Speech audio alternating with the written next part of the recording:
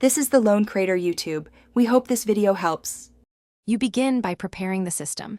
Check the dongle label to confirm Carlinkit 4.0 and note the firmware version. Next, make sure your phone battery is above 50% and the car is in ACC. This prevents shutdowns. Connect phone to a stable Wi-Fi or use a reliable hotspot, then open the Carlinkit app. Once done, pair the dongle if needed and download the matching firmware file into the app. This ensures the update you apply is compatible and safe. You now execute the update inside the Carlinkit app. Tap the firmware entry and choose the downloaded file, then press Update. During installation, keep the car ignition at ACC, do not disconnect Bluetooth, Wi-Fi, or unplug the dongle. Interruptions can brick the unit. The app shows a progress bar and incremental steps.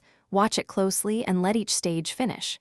If the app requests permission prompts, allow them. This lets the updater write firmware and reboot internal modules properly. You finish by letting the device complete its reboot. After it restarts, open the app and confirm the firmware version matches the file you installed.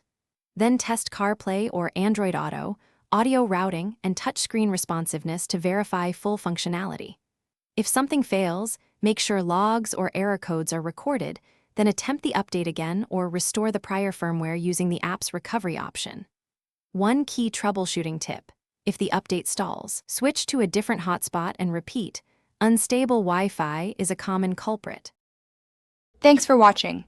Consider subscribing if we helped you.